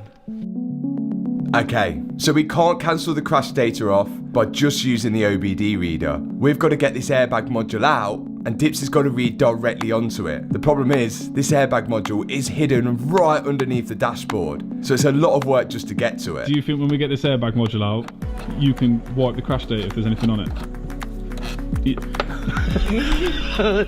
I keep giving you cars that no one's done before. Exactly. So, and but this is the whole thing, because the cars are so new, even like aftermarket programmers, aftermarket software, it's not developed for these vehicles. The only software that is developed for these vehicles is the original dealer tool. But because they're so new, like we've seen with the Lambo, it's even the dealers haven't got access to clearing it at the minute. And this has become more and more common. The newer the cars get, the less they want DIYers to work on them. Everything has to go back to the main dealer. It's not looking like we can get to the airbag module easily. It looks like we're going to have to unbolt this whole aluminium frame which holds the dashboard to the chassis of the car, and we're hoping with that unbolted we'll be able to lift the dashboard up enough so I can get my hand underneath the dash to unplug that airbag module. This is a huge job, and again, a job that wouldn't have been needed on an older car. But as I mentioned, the newer the cars get, the less DIY friendly they become. I think this is so that the brand has more control of what cars get put back on the road after an accident. The harder they are to repair, the less likely they are going to be put back on the road. And the less likely they are going to be put back on the road, the more likely the brand is to sell another one of the cars to replace the crashed one that's been taken off the road. Yes. Yeah, we're out. But we're fighting against it. And finally, we've got the airbag module out, which is actually a Mercedes-Benz airbag module, which could be good news for Dips, because these Mercedes airbag modules are used on a lot of older Mercs. His machine will then tell him what pins he needs to put his tool onto, and there's loads of pins on this airbag module. Then that'll read the faults that are on it. Seatbelt pretensioner, deployment. Once he's read the faults, we've just got to clear them. Oh. Failed. But the clear failed, and we don't know why. If we're not able to clear this crash data, it looks like we may have to buy a whole new airbag module. I bet you're right. Yeah, good. I'm wondering if you give me a price on this part number out of the DB12. It's an airbag module. So I haven't got a price for it. If it is that one, it's $971.98 plus the VAT. Whoa. Okay. No, it's not doing it. You're gonna have to order one. Here's the situation then. I've ordered an airbag module from Aston Martin. Doesn't come for 4 days. On top of that, it needs to be coded to the car. The only people that can code it to the car are Aston Martin. On top of that, they've just rang me and said there's a recall on all these DB12s for a software update. So they're going to kind of need to update the software to code it to the car. The software update takes 2 days apparently, and it's only free if you've got warranty on the car. I don't know if I've got warranty on this car because it's crash damage. So we are really in a predicament now, and it's going to go into Aston Martin's hands. So the only thing we can do at this precise moment is build this car up, because they are not going to touch it, and they're going to find any excuse for why this car don't start if we've not built it up. So we've just got to build it all up, wait for that airbag module, put the airbag module in, and then get it a complete looking car, and then hopefully they can get it going. Let's do it. Okay, let's get this bumper on. But first, it needs wrapping. Me and Kian have wrapped the majority of the car already, so it's only right to get him back to wrap the front bumper, one of the hardest parts. First, the lads are doing inlays. They're applying the wrap in areas where it won't be able to stretch to if they try to do it in all one piece. But they're going to do this in such a way that by eye, you wouldn't be able to tell it's even an inlay. I guess it's something a rapper with years of experience would know about. Next up, the lads are going to push it up against the car, and this will allow them to stretch the wrap over the front bumper without it moving all over the place. And then both of them together could get the main part of the wrap on, pushing out all the creases and all the bubbles. Again, a massive thanks to Keezy Customs for coming down and doing this, because personally, I hate wrapping. And if you ever want to get your car wrapped, then these are your guys. They've now pulled it back off the car to finish off the last little bits, and that's the front bumper complete. Looks good, doesn't it? Yeah. Well, about as good as I would have done. We've got to build it up now. All needs the grills, the radar connectors, everything. Parking sensors, That's wiring not in. today's job, is it? Well, I don't know, is it going to be your job or Matt's job? Matt likes doing that. Yeah? Going in. I guess I do like doing it. Finishing off the last bits of the bumper now. In goes the camera. Okay. Radar sensor. And then this sensor detects the cars in front and allows the cruise control to follow it. Radar sensor cover. And this horrible cover goes over the top of it.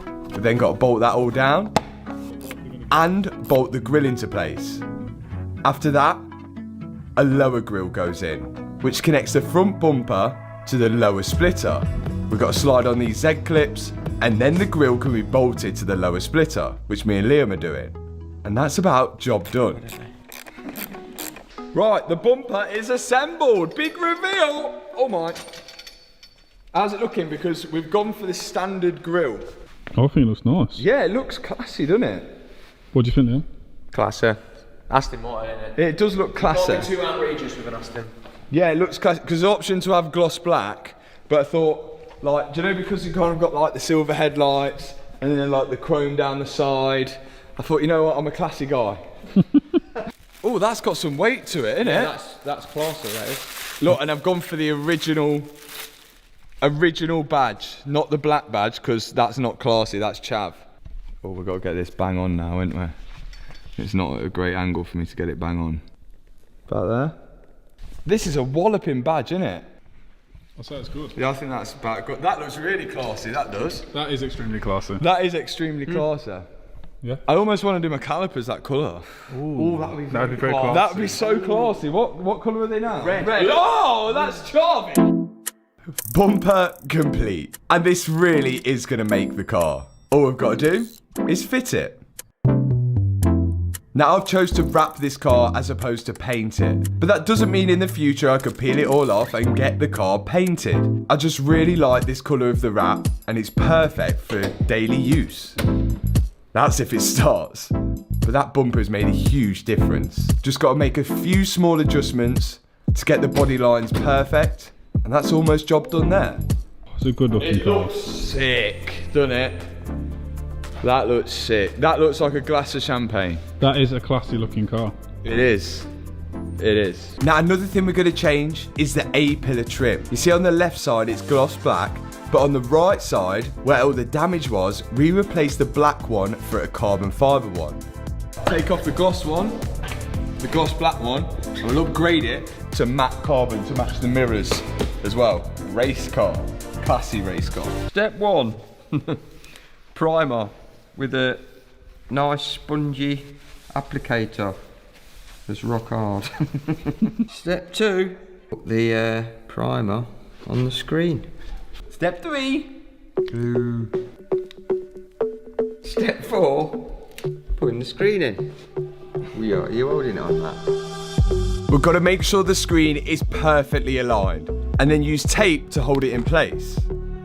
So here is the new airbag module from Aston Martin, £940 something plus VAT, and this has got to be coded to the car. The only thing we can do is put this in and try it. The worst that's going to happen is the airbags blow up. Now interestingly, the old airbag module is a different part number to the new airbag module. What that means, I don't know. But all we do know is that these modules are locked to the VIN number of the car. So it's impossible to buy a second-hand one and get it working with your car. But this module will be virginized, so it's not coded to anything at the minute. But there is potential it might work without the coding. Shall we test the Fira? Can I go out the car? Nope. So far so good. Ready? We're looking for the start-stop button to illuminate red. But it didn't. But after I plugged my diagnostic tool in, we found something. Right, crash engine start block because of crash event. Okay, let's try it. Come on, come on, come on. We can see that starting the car is blocked due to a crash event, but it's giving me the option now to reset it. But when we tried, it failed. Was not completely successfully. Damn. But at least we know now why the car won't start. There seems to be some kind of safety shut-off after a crash event, just like the Revolto we're working on. But maybe because I'm scanning the car as a Mercedes and not as an Aston Martin because my tool won't let me, we're not actually able to reset it. So it just looks like the case now of continuing to rebuild up the whole car so it's fully complete, and then we've got to hope that Aston Martin can actually reset that crash data. Next thing to go in, the windscreen. On goes the primer, on the screen, and on the actual car. Then the adhesive gets put on and me and my dad can lift in the windscreen. Again, we've got to make sure that this is perfectly aligned. Once it is, we tape it to hold it down. Next up, this A-pillar, which was actually damaged from the curtain airbag going off. And this was one of them parts which we would have to wait absolutely ages for because it has to be a special trim for the car. But we did find one with white leather on, so we ordered the one with white leather, and then we're going to take the leather off the broken one and add it to the white leather one, and hopefully then we'll have a decent A-pillar trim. Let's go. So here are the two trims that we've got. The black trim has damage to it, which you can see here, but the white trim doesn't. So the lads are removing the white leather off the undamaged trim. Look at that, I did that all by myself. And they've then got to pull the black leather off the damaged trim. But they're going to be reusing this leather, so it's important not to damage it. There we go.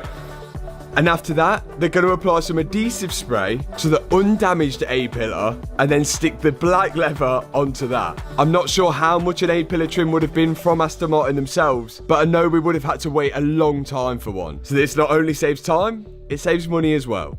And the outcome isn't bad at all, so well done to the lads on that one. Now, I can refit it. It slides up into the car, clips into place, and there's a few bolts which hold it in. And that is the interior, pretty much complete. Final pieces. And if this car starts up, we don't want it to overheat. And we're about to find out whether we've successfully put on all those radiators okay and all the coolant hoses okay, because as long as all those radiators are there, there's two coolant reservoirs. One, this one, I believe is for the engine coolant. So this keeps the engine cool, goes around the engine cooling radiator. That one's there. This one, I believe, is for all the boost system. So all of the cooling for the two turbos that are on there. I think we've got a vacuum fill on both, and also we'll be able to tell whether we've got any leaks now, because if we do, I am gonna not be very happy. Now, you guys have seen us do this plenty of times before, and I suggest if you haven't, now's a good time to hit the subscribe button, especially if you've been enjoying all these impossible rebuilds. So what we're doing is vacuum filling the coolant, blowing air across the coolant system, which in turn creates a vacuum in there, sucking all the air from it. And you can see the negative pressure building up here on the gauge. And what we're looking for is that negative pressure to hold, to show no leak. Yeah. But it weren't looking good. Look, yeah, we've got a leak. We have got a leak. Somewhere. That's one of these pipes.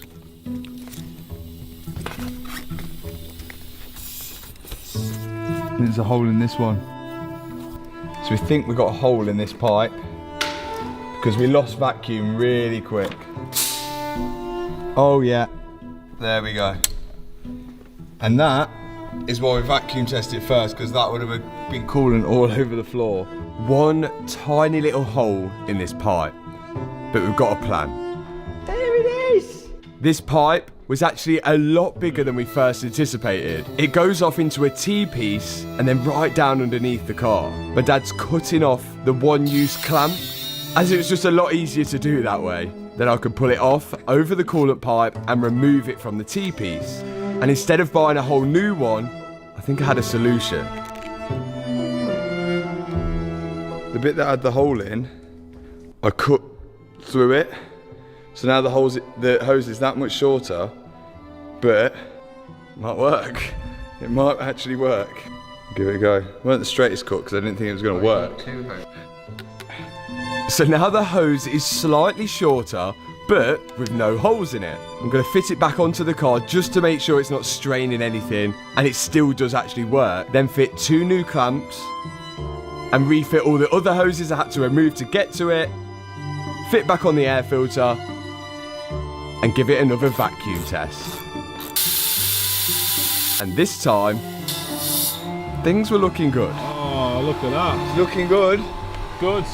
Now, I don't think it's that vital to actually vacuum fill this car. The only reason you vacuum fill it is if you've got radiators right at the front of a car and you fill in the coolant at the back, and you get a big airlock in. But because this coolant reservoir tanky thing is so high up at the front, most of the air will go out anyway. But that's a good way of telling if there's any holes in your hoses without making a mess and finding out by pouring coolant all over the floor.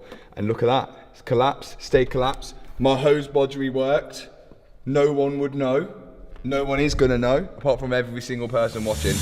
All that was left to do was add the coolant. With all the negative pressure inside the cooling system, we can attach this hose, which goes into a coolant bottle, and when you open the tap, it will suck all the coolant through. And for the coolant in the boost system, we just decided to pour it in, as the vacuum filler didn't seem to fit onto that coolant reservoir. But as there was no leaks at the bottom, things were looking good. We just had to do the last final bits, like put the wiper blades on and the scuttle panel, and the car was pretty much complete. Right, that is it. We have almost completed the DB12.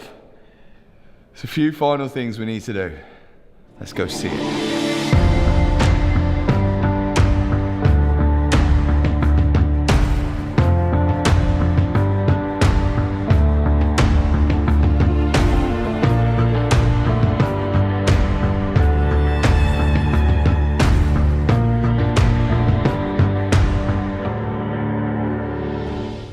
That looks absolutely unreal. It's one of the best looking cars we've ever finished, and it doesn't even run. Now, we're doing what I didn't want to do. We're going to the main dealer because it's out of our hands now. God knows what they're going to charge us, and God knows whether they can even do it themselves anyway. This is something that not even Aston Martin have attempted yet. It's a crashed DB12. It doesn't use any software from any other car. It's only DB12 software. I could only have everything crossed now because who knows when this car's going to be back.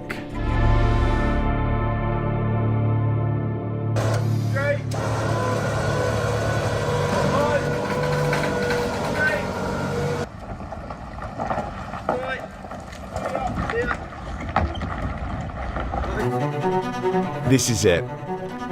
It's down to the main dealer now.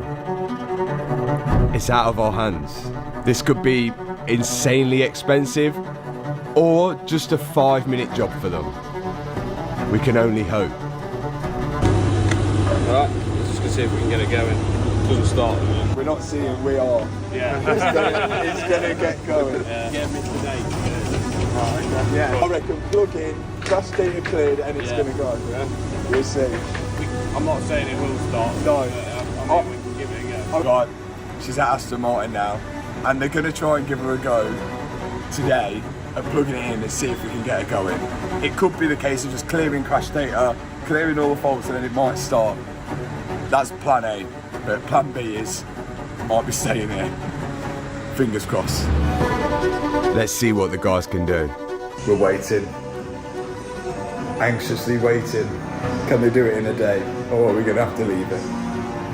In the meantime, we're looking at very expensive ones, extremely expensive ones. Going. You're joking? It's going. You're honest, You're at what? Oh my god. Within a matter of 10 minutes, the car was running. Look at her. She's actually running. We were defeated. We were defeated. The whole point is we try and avoid the main dealer, but sometimes you have to give in. This is like, it's what it's come to. They want you to take the cars to the main dealer because DIYers, they don't want DIYs. But we're about to take her on a first drive, just for a little rip round. The fix was literally clearing the crash data. That's all it needed to do. It needed that new airbag module in there, so we needed to do that. We needed to code the airbag module to the car, then clear the crash data. But because we've fitted loads of new stuff, the guys have said that it's got loads of lights on the dash, so we don't know how well it's going to drive. It might be in limp mode, but I'm excited. The DB12 is actually running. I can't believe it runs. I can't. No way. We've got every light on the dash. Oh yeah, it is getting a bit hot. It's getting hot? Yeah. Look, there's a temperature gauge on there, look. Quick, we need to cool it down by driving it. It's driving? It's driving. It doesn't sound the healthiest, I've got to admit. This is the first time this car's actually drove since the accident. Oh yeah, we're definitely in a limp mode. Really? Yeah. It feels well smooth, doesn't it? Lovely. Oh yeah, what a car. We're driving the DB12, my new Aston Martin, for the first time. We've just put on, I don't know how many miles it's got on it now. 41 miles, guys. 41 miles. And the best part about this, I think we grabbed a bargain. The DB12 was £60,000. We already spent £62,000 in parts, which totaled to £122,000. And the only thing extra we had to buy was this airbag module for £940, which brings the total for this DB12 of £122,940. And if you look for a DB12 around this mileage now, they're over £170,000. We've just got to collect the final bill up from Aston Martin for actually starting the car. We need to go pick up the Aston Martin DB12 from Aston Martin. In the last video we filmed on the Aston Martin, we got the full car rebuilt. Bearing in mind it's only done 39 miles, but we couldn't get the car started, all due to coding issues. That's how these new cars are becoming. And the only people who can get into the car to do all the coding stuff are Aston Martin. So we dropped it off there. They got it running, but when it was running, it was in limp mode. It had loads of faults on the dash and it was overheating. They've since sent me an email with a quotation to repair everything that needs repairing to get it running properly. Again, it's all software, it's all coding stuff I can't do. So some stuff I've gone ahead and let them go for it and do. We're gonna get the bill for that later. And then some stuff, like the mechanical things, we think we can solve ourselves. So I try to save myself a bit of money. So hopefully when we go pick it up, we can fix those things that need doing to get it running perfectly afterwards. Look what is back.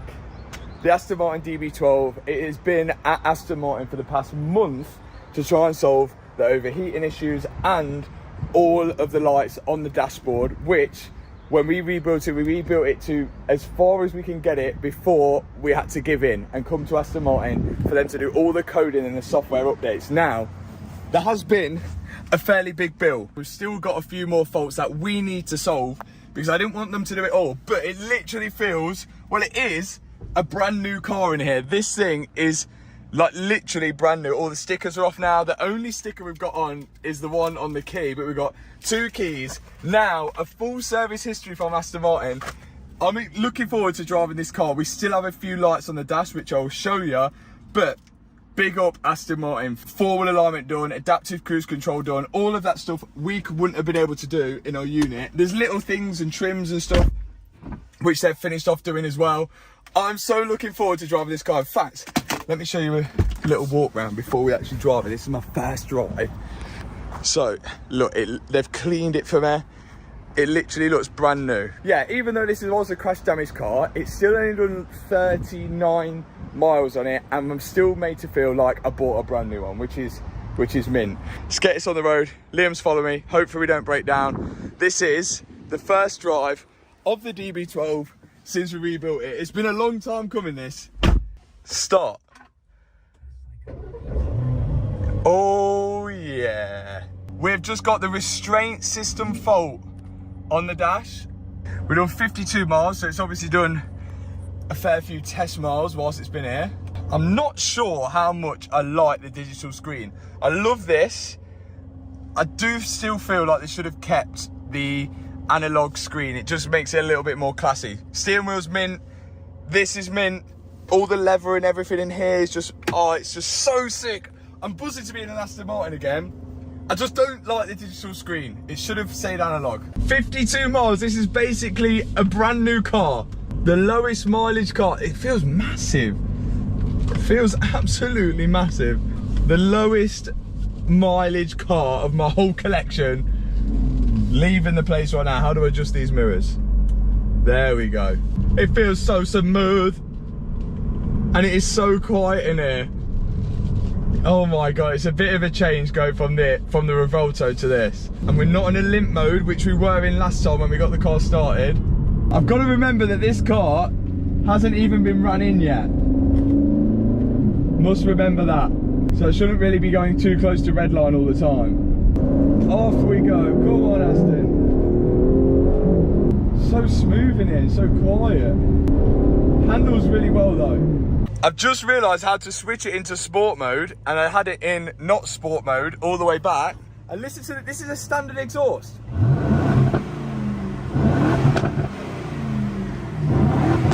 Sounds good. That sounds sick. That sounds sick for a stock exhaust. OPF, cats, and the back box.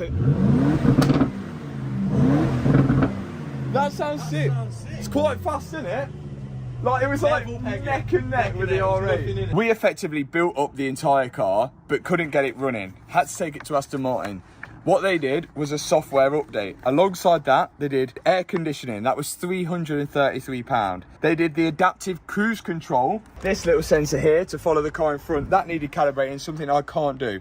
£286 for that. Now, the amplifier in the boot. So, there must be an amp inside the rear boot which was working, but when they did the software update, that actually broke the amplifier, and we got quoted £2,108 for a new amplifier when it wasn't really our fault, it was the software fault. So after going back and forth with Aston Martin, they managed to do that under warranty, which is good.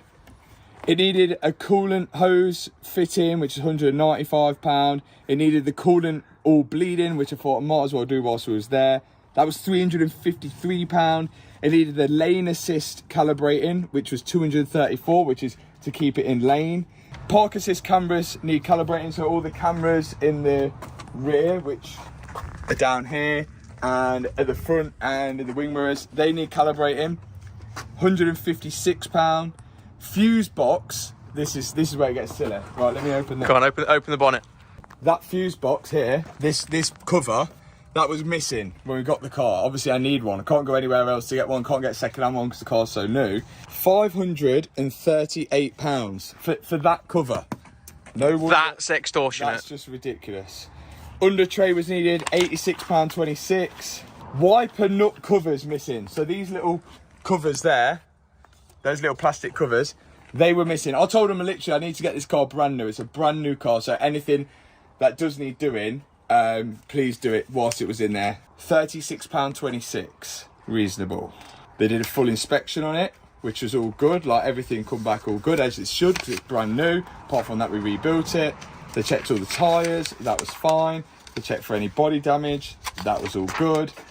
Which brought it to a total cost £5,991.49, which brings the total cost of the build of 60 grand for the DB12, £62,000 for the parts. We then had to buy the airbag module, which brought the cost up to £122,940, and then with the bill from Aston Martin, it brings it to £128,931.49. But we do have still an airbag warning light on the dash, which we're going to continue, hopefully, maybe in this midweek madness video, and try and work out what exactly is causing that airbag light to come on.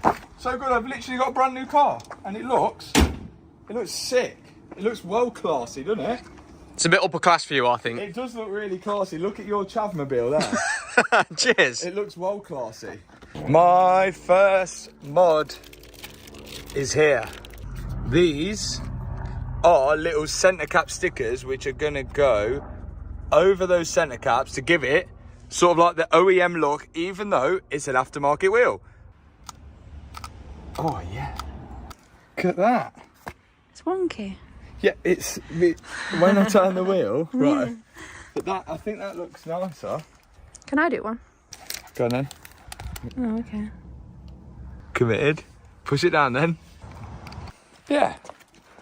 Yeah, I think that looks good. What do you think? Yeah? It has power, it has beauty, but it's missing the soul, which is the sound, really, because that's what Aston Martin's are. Power, beauty, soul, that's what it says when you start that one up. But listen to this. I really like this car. But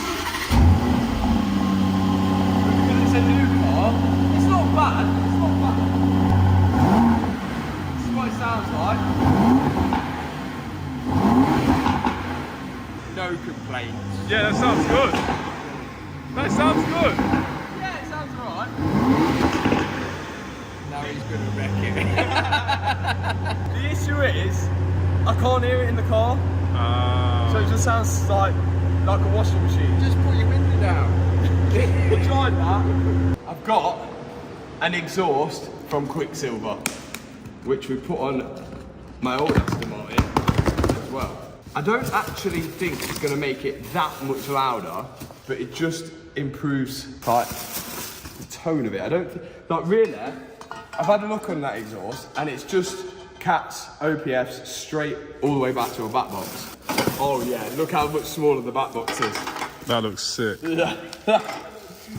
That's mad. The back box is tiny compared to what it is at the minute. So we're going to install this and see how much difference it sounds, but hopefully we get a bit more of a grumble. Let's whack it in. We've got valves to put on. Is that all it is? Just that? That and that, yeah. What do you think it's going to sound like? What's your thoughts been on the DB12 since you got it? One of the best ones I own, this car. It's like, does everything the Vantage did, but a little bit better. More space in it. It's more comfortable than the Vantage. It's faster than the Vantage. It handles better than the Vantage. It's got carbon ceramics, and hopefully now it's about to sound as good as the Vantage. And I think it looks more classy, doesn't it? It's definitely more classy than the Vantage. More classy, isn't it? Okay. Oh yeah. Look at that. That's what's coming off. That one bit, and then them pipes. Where do they go? So these front pipes are OPF deletes, these OPF filters, which we can still pass an MOT without them. But what I don't want to do is have to put these on, and the car goes in limp mode and needs a tune afterwards. So I've just messaged Quicksilver to see if it does. Because if it don't, that's gonna increase the sound a lot, which will be good. So what we're gonna do first is what we know will work, is take this back box off, put that back box on, and then hear it then. And if that doesn't make that much difference, we'll send it with these. Let's get this back box off. Right, unplug the valve. Unplugged. It's a race. Don't drop it on that tray, else we'll never get it back. There we go.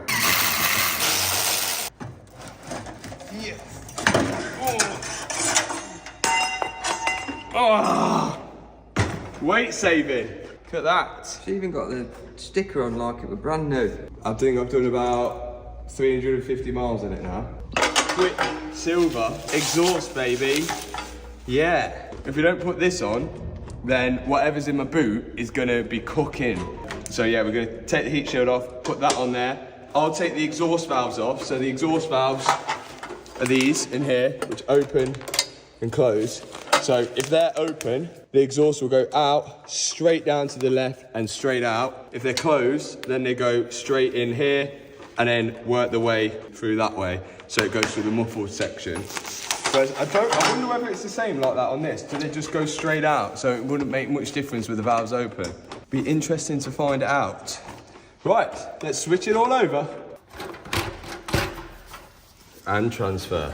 Look at the size difference. This is like a suitcase, this one. We've got to remember how this come off. Right, spring is exactly like that. Let's get this in, else we will have an engine light. On goes the valve, mechanism. Yeah, that's slotted in nicely, actually. Good. Yes. Right, this is all complete. We should be able to lift it on now, and then we'll hear what this sounds like. Make a decision whether we're going to do the OPF deletes.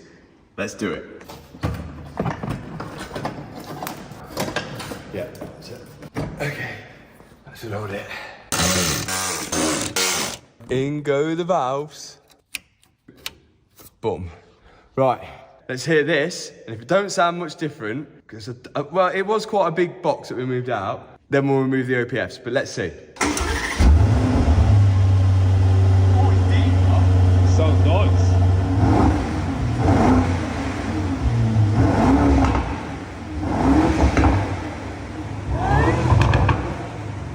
It's not bad. It's not bad. I think I'm going to put the OPFs out. Right, next job. So because I'm a chav, that wasn't quite loud enough. Sounds good. It does sound like I would be happy if I was a regular Aston Martin guy, but you know what? I ain't. So we're going to install these, the OPF deletes, which apparently as well you can install no engine lights, nothing, no tune needed. But what you have to do here is you fit them like that, and then we have to cut the existing pipe for it to fit on. And the reason they've done this is because this pipe goes all the way up, right to the top of the turbos, right at the back, and you wouldn't be able to, it'll be a nightmare getting them out. So instead, you cut them on and sleeve it in, and then that way, at least we can reinstall the OPFs if you need to reinstall them with a little bit of weld or just an exhaust sleeve. So I need to make sure now that I make this cut perfect, else it's game over for the DB12. It looks like it's gonna be along there, but I'm gonna just cut a bit more off, a bit less off than I need to start with, and then work that way round to it. Let's start cutting, guys.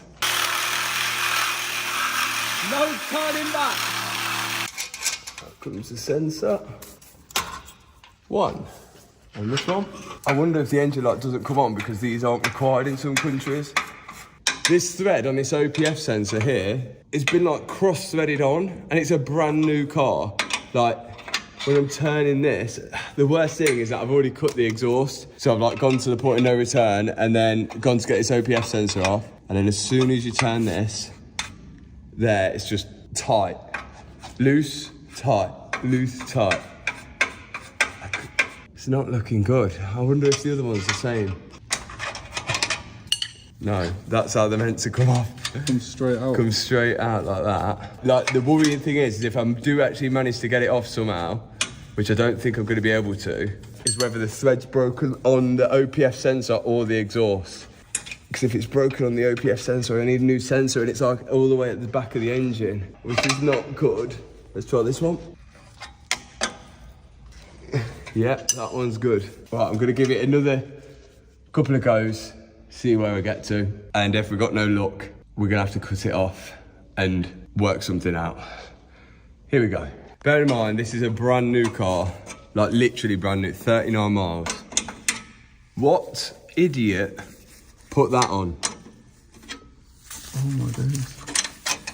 Threaded the living hell out of it. Luckily, the thread looks okay on the sensor, but on the actual exhaust, it's absolute mash up. Look at these, that ain't going back on. That should be claimed under warranty. Finally, I can undo this bolt now and this should come off, and then I've got to make another cut, but let's undo this bolt.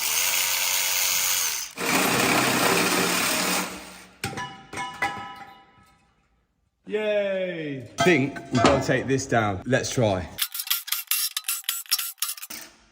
Oh my God. There we go. Yes.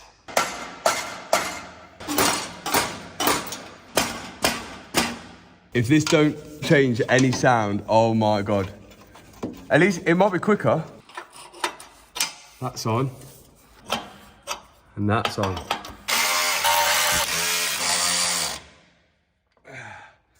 Okay, we are all on. Out of all the jobs we've done in this video, that was the hardest. Definitely the hardest, but it was hard to, we put it all on, then figured out that it was hitting this panel, so we had to raise up the exhaust, but it's all on. OPF deletes, Quicksilver egg bat box, and Quicksilver front pipes. If that doesn't sound any different, I'm gonna be fuming. Let's get it down, come on.